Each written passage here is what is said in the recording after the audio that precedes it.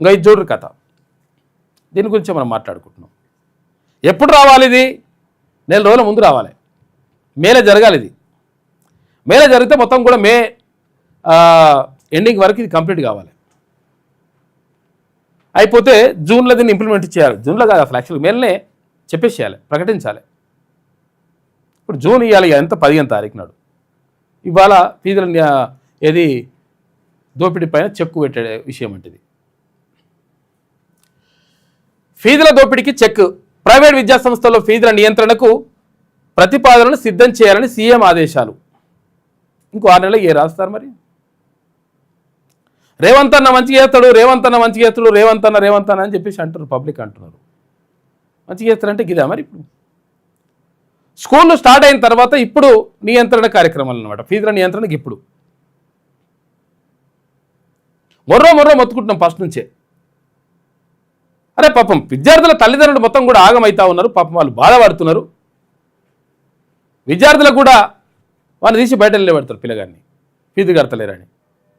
బయట నిలబెడితే వాళ్ళు పాపం ఆ చుట్టుపక్కల విద్యార్థుల ముందర ఇజ్జత్ పోయినట్టయి వాళ్ళు బాధపడతా ఉన్నారు పిల్లలు. ఎవరు చెప్పుకుంటారు? ఈ ఫీజు రియంబర్స్మెంట్ ఇప్పటికి లేదు. ఫీజు రియంబర్స్మెంట్ 1 టైం సెటిల్మెంట్ చేస్తా అని చెప్పేసి ముఖ్యమంత్రి ప్రకటించిండు. ఏమైందన్నా మరి? ఇప్పటి వరకు 1 టైం సెటిల్మెంట్ అయిపోయినట్టేనా? స్టూడెంట్స్ చాలామంది ఇక్కడికి వస్తున్నారు, ఈ ఆఫీస్కి వస్తున్నారు, తీన్మన్మలన ఆఫీస్కి వస్తున్నారు.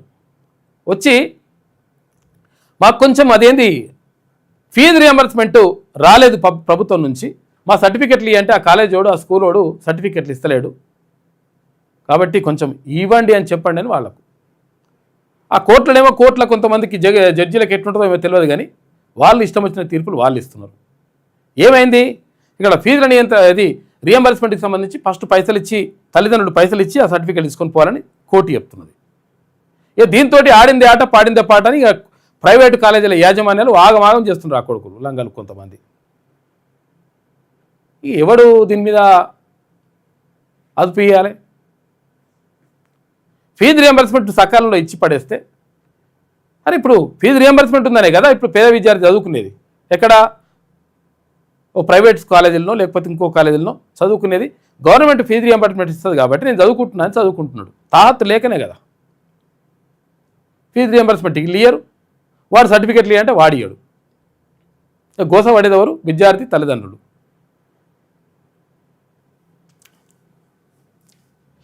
ఫీజుల దోపిడీకి చెక్. ప్రైవేట్ విద్యాసంస్థల్లో ఫీజుల నియంత్రణకు ప్రతిపాదనలు సిద్ధం చేయాలని సీఎం ఆదేశాలు. నిబంధనలు కఠినంగా ఉండాలని సూచన. మొత్తం స్కూళ్లను కేటగిరీలుగా విభజించే యోచన. ఆ ప్రకారమే నిర్దిష్ట ఫీజులు ఖరారు. ఈ నెలలోనే రూల్స్ తెచ్చేందుకు సర్కార్ కసరత్తు చేస్తుందట. ఈ నెలలో ఇంకొచ్చే నెలలో 6 నెలలకి ఇది. మరి ప్రైవేట్ విద్యాసంస్థల ఇష్టారాజ్యానికి ఫీజుల పేరిట సాగుతున్న నిలువు దోపిడీకి చెక్ పెట్టేందుకు ప్రభుత్వం సిద్ధమైంది. ఇప్పటికే విద్యా సంవత్సరం ప్రారంభం కావడంతో ప్రైవేటు యాజమాన్యాలు విడతల వారీగా అంటే ఇన్స్టాల్మెంట్ ఫీజులు వసూలు చేసే లోపే కొత్త నిబంధనలను అమల్లోకి తెచ్చి వారిని కట్టడి చేయాలని భావిస్తోంది. ఇప్పుడు తేనన్నదారు ఇప్పుడు బాగా ఇబ్బంది పడుతున్నారు, మస్తు మామూలుగా కాదు. ఆ ప్రైవేట్ తర్వాత కార్పొరేట్ స్కూల్ అయితే 30% వేస్తున్నా, 40% వేస్తున్నా, పెరుగుతాయరే జీతాలు ఇస్తున్నావా? టీచర్లకు అట్లే జీతాలు ఇస్తున్నావా? 30%, 40% జీతాలు పెంచి ఇస్తున్నావా? ₹1,00,000 ఉంటే 1,60,000, ₹1,50,000 ఇస్తున్నావా? డబ్బులు జీతం చేస్తున్నావా? జీతానికి 40-50% పెంచుతున్నావా?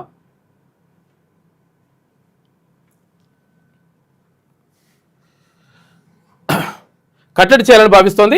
విద్యా సంస్థల్లో ఫీజుల నియంత్రణకు సంబంధించిన సమగ్ర ప్రతిపాదనలు రెడీ చేయాలని ఉన్నతాధికారులను సీఎం రేవంత్ రెడ్డి ఆదేశించినట్టు తెలుస్తోంది. ఇప్పుడు ఆదేశించాలి, ఎప్పుడు ఆదేశించాడు అంటే ఇప్పుడు లేట్ అయిపోయింది, ఇప్పుడే ఏరి. రూల్స్ విషయంలో ఎక్కడా రాజీ పడొద్దని, కఠినంగా వ్యవహరించాలని స్పష్టమైన ఆదేశాలు జారీ చేశారు. ప్రతి ఏటా అడ్మిషన్ల పేరిట మధ్యతరగతి పేద తల్లిదండ్రుల రక్తాన్ని పిండి వేల కోట్ల రూపాయలు కొల్లగొడుతున్న ప్రైవేట్ స్కూళ్లు, ఇంటర్ కాలేజీల అక్రమ వసూళ్లకు తక్షణమే అడ్డుకట్ట వేయడమే లక్ష్యంగా చట్టపరమైన చర్యలకు పూనుకోవాలన్నారు. క్లియర్గా ఇంట్లో కూడా రాసింది, చూడు ఎంత క్లియర్గా రాశారు. ప్రతి ఏటా అడ్మిషన్ల పేరుట మధ్యతరగతి పేద తల్లిదండ్రుల రక్తాన్ని పిండి జలగల కన్నా అన్యాయం ఇంకా దారుణంగా ఉన్నది పరిస్థితి. అత్యధికంగా పొలిటికల్గా యాక్టివ్గా ఉన్న వాళ్ళకే విద్యా సంస్థలు నడుపుతున్నందున ఎవరు అత్యధికంగా ఎవరైతే ఎమ్మెల్యేలుగా, ఎంపీలుగా, మంత్రులుగా, ఎమ్మెల్సీలుగా పనిచేస్తున్నటువంటి ఎవరైతే ప్రజాప్రతినిధులుగా ఉన్నటువంటి వాళ్ళైతే ఉన్నారో వాళ్ళే విద్యా సంస్థలు నడుపుతున్నారు. నారాయణ విద్యా సంస్థలు ఎక్కడ? ఏపీల మంత్రి ఆయన. ఇక్కడ మల్లారెడ్డి విద్యా సంస్థలు, ఆయన మాజీ మంత్రి, ఇప్పుడు ఎమ్మెల్యే. పల్లా రాజేశ్వర్ రెడ్డి, ఆయన ఇంతకుముందు ఎమ్మెల్సీ, ఇప్పుడు ఎమ్మెల్యే. తర్వాత ఇక్కడ వాణిదేవి, ఆమె ఎమ్మెల్సీ. తర్వాత ఇక్కడ ఆంజనేరెడ్డి, తర్వాత ఇక్కడ ఎవరు? మల్కా కొమరయ్య. వీళ్ళందరూ కూడా ప్రజాప్రతినిధులుగా చట్టసభల్లో ఉన్నారు. అక్కడ రవీంద్రరావు, తక్కినపల్లి రవీంద్రరావు, వీళ్ళందరూ ఎవరున్నారు? ప్రజాప్రతినిధులుగా కనిపిస్తున్నారు. కానీ విద్యా సంస్థలు నడుపుతున్నారు. ప్రైవేట్ విద్యా సంస్థలు నడిపి మొత్తం కూడా కావాల్సినంత గుంజేస్తున్నారు. కాబట్టి వీళ్ళు ఏం చేసే అవకాశం ఉంటుంది? ప్రభుత్వాన్ని మేనేజ్ చేసే అవకాశం ఉంటుంది. ఎందుకనంటే ప్రభుత్వంలో ఉన్నారు కాబట్టి, రాజకీయంలో ఉన్నారు కాబట్టి వీళ్ళు చేస్తారు. మరి ఎవరికి నష్టం జరుగుతుంది? లాస్ట్కి వస్తే తల్లిదండ్రులకు నష్టం జరుగుతుంది, పిల్లలకు నష్టం జరుగుతుంది, సామాన్యుడికి నష్టం జరుగుతుంది. కాబట్టి ఎవరు చేయాలి? మరి ప్రభుత్వమే చేయాలి. కాబట్టి దీనిపైన మరి వాళ్ళ గురించి ఆలోచిస్తారా? మొత్తం ఓట్లేసి గెలిపించి మిమ్మల్ని గద్దె మీద కూర్చోబెట్టినటువంటి ప్రజల గురించి ఆలోచిస్తారా? నిర్ణయం తీసుకోవాల్సింది మీరేగా.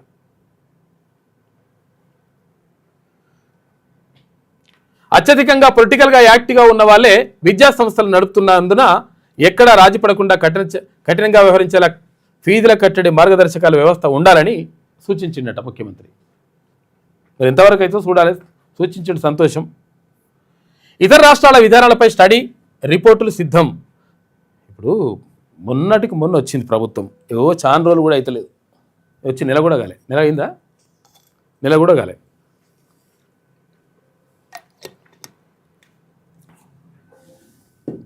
వచ్చిండు ఏ స్కూల్లో ఎంత ఉండాలి, ఏం కథ అని చెప్పేసి క్లియర్గా లెక్కనే చెప్పేసిండు. ఎవరు? విజయ్. కొత్తోడు, ఏం తెలియదు, రాజకీయాలు తెలియదు, అటు ఇట్లా అనుకున్నారు.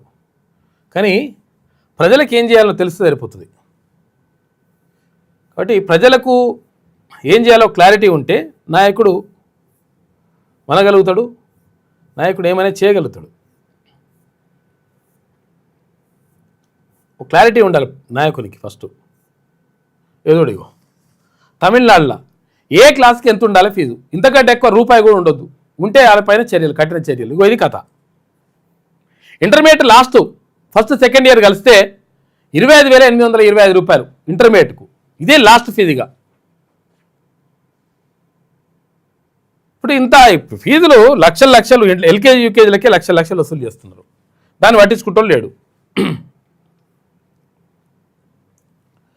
రాష్ట్రంలో ప్రైవేట్ కార్పొరేట్ విద్యా సంస్థల ఫీజుల నియంత్రణపై ఇప్పటికే తిరుపతిరావు కమిటీ తెలంగాణ విద్యా కమిషన్తో పాటు స్కూల్ ఎడ్యుకేషన్ అధికారులు నివేదికలు సమర్పించారు. దేశంలోని వివిధ రాష్ట్రాల్లో అమలవుతున్న ఉత్తమ విధానాలపైన అధికారులు సుదీర్ఘంగా అధ్యయనం చేశారు.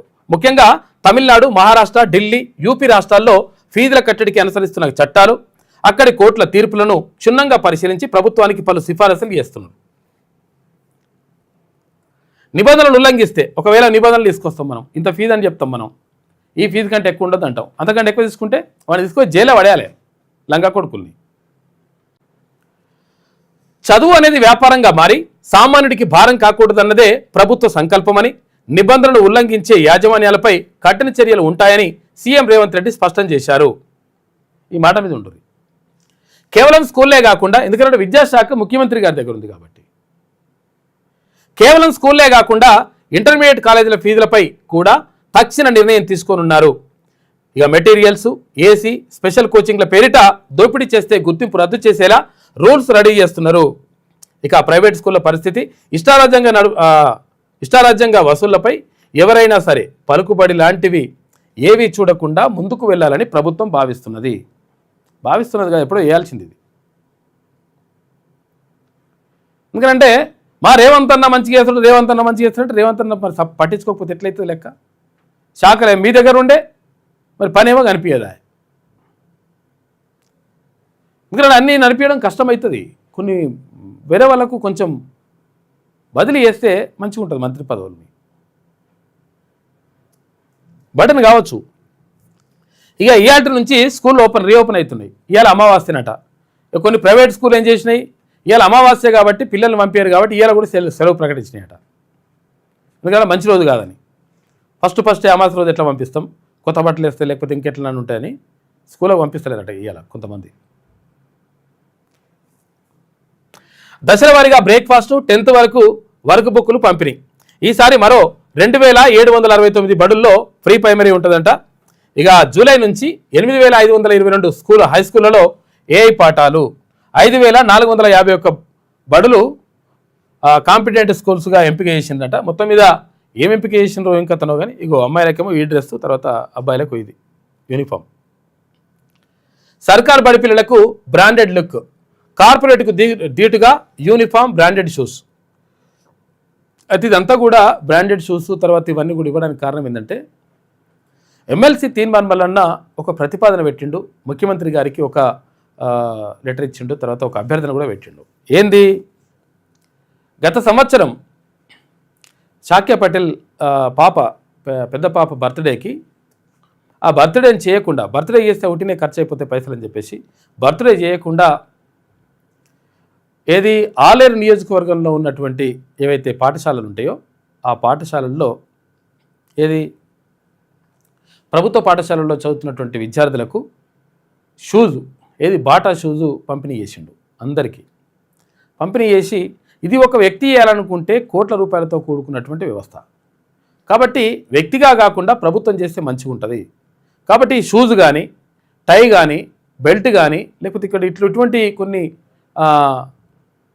పిల్లలకి ఏవైతే అవసరమైతాయో అవసరమైనటువంటి ఆ కిట్లు ఇస్తే బాగుంటుంది అనేటువంటి ప్రతిపాదన ఎమ్మెల్సీ తీర్మానం వలన పెట్టిండు. పెడితే దానికి ప్రభుత్వం కూడా సానుకూలంగా స్పందించింది. ముఖ్యమంత్రి రేవంత్ రెడ్డి దానికి సానుకూలంగా స్పందించి ఏది ఇప్పుడు ప్రభుత్వ పాఠశాలల్లో చదివేటువంటి పిల్లలకు ఓ కిట్లు ఇవ్వాలని చెప్పేసి నిర్ణయించారు. అందులో పెన్నులు, పెన్సిళ్ళు, కంపాక్సులు, బాక్సులు, తర్వాత ఇక్కడ టైలు, తర్వాత డ్రెస్సులు కూడా అన్నీ కూడా ఇస్తూ ఉన్నారు. ఒక మంచి పరిణామం ఇది. ప్రభుత్వం మంచి సానుకూలంగా నిర్ణయం తీసుకుంటే ఇట్లుంటుంది. మఫత్లాల్ క్లాత్ నాణ్యమైన కిట్లు అంట. తొలిసారిగా ఇంటర్ విద్యార్థులకు బ్యాగులు, బూట్లు ఇస్తున్నట. కేంద్రీకృత సేకరణతో అక్రమాలకు చెక్కు, 685 కోట్ల రూపాయలు కేటాయింపు అని చెప్పేసి ఒక వార్త కనిపిస్తూ ఉంది. మొత్తం మీద ఇట్లా ప్రభుత్వ పాఠశాలలకు సంబంధించి జరుగుతూ ఉంది.